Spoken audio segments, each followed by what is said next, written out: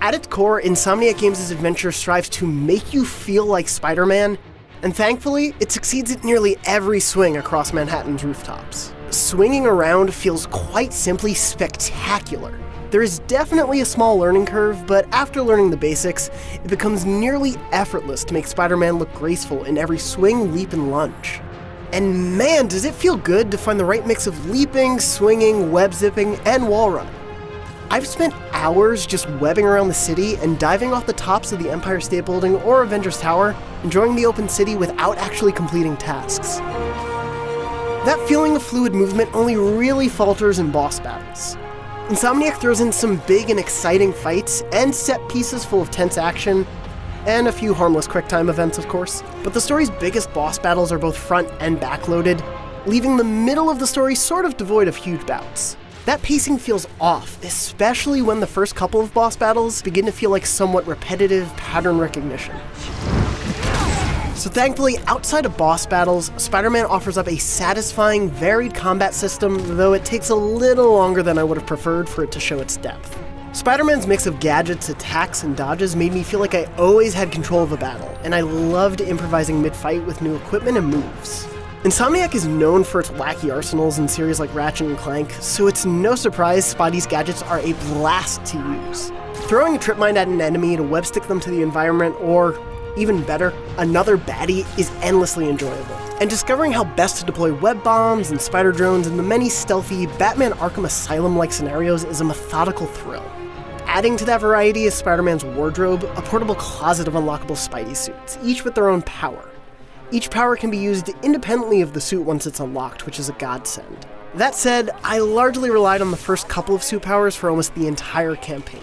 The power to fill out your focus meter for special finishers or to restore health was so useful, I didn't want to give it up, and I never felt like the world actually encouraged me to use the other powers. I much more often swapped out the useful suit mods to adapt to specific side challenges more than I ever used different suit powers. Spider-Man's New York is an absolute blast to swing around, in part thanks to how gorgeous the shiny skyscrapers of the city look, particularly on a PS4 Pro, and because of how the Avengers-like theme music swells at just the right moments. The fun of the side objectives scattered throughout the city varies greatly. Taskmaster's tough challenges kept me coming back, while finding landmarks and backpacks was particularly easy and rote, and taking down various enemy outposts could be repetitive and rarely challenging, but still kind of fun. Anyone want to surrender? No? The brilliance of what the world could have been can be seen in a handful of side missions. One optional mission features a familiar villain and ties really nicely into the main story. Another suite of missions forced me to actually have a good sense of New York's neighborhoods. These side missions help bring the world of Spider-Man and its open New York City to life, and I wish there were more of them.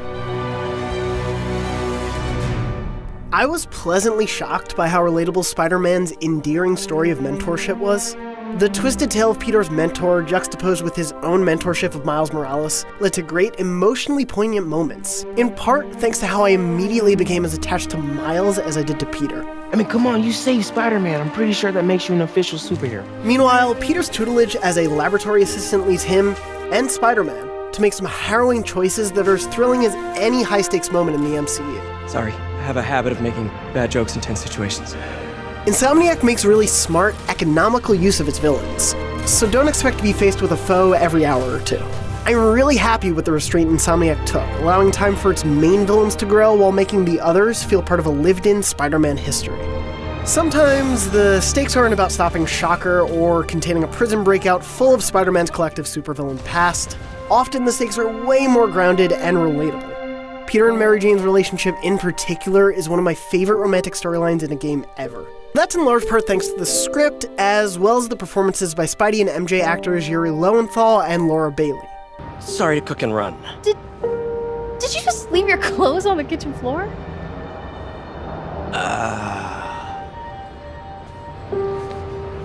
Peter worrying about his text to MJ being misinterpreted is as realistic a nod to modern dating as I could think of, and watching the pair navigate their complicated history and try to figure out what future they may actually have, if any, was just as thrilling to experience as Peter's more heroic endeavors.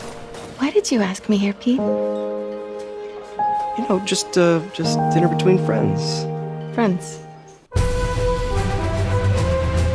I wanted Marvel's Spider-Man on PS4 to make me feel like Spider-Man. To sail through the high rises of New York City, to nimbly web up hordes of enemies and tussle with familiar, animal-themed villains. Insomniac Games' first foray into the world of Marvel handily delivers on all of that. What I didn't expect from Spider-Man was to also enjoy being Peter Parker so much. What's your take? Just another night in the city. What's your take? Aside from a couple odd pacing issues, Insomniac has delivered a Spider-Man story that both surprised and delighted me, coupled with gameplay that made me feel like Spider-Man nearly every step of the way. Spider-Man's open world doesn't consistently deliver the thrilling moments of its main campaign, but the foundation laid here is undoubtedly a spectacular time. For more on Marvel's Spider-Man, be sure to check out our interview with Brian Intihar, the game's creative director, and the latest gameplay. And for everything Spider-Man, you're already in the right place, IGN.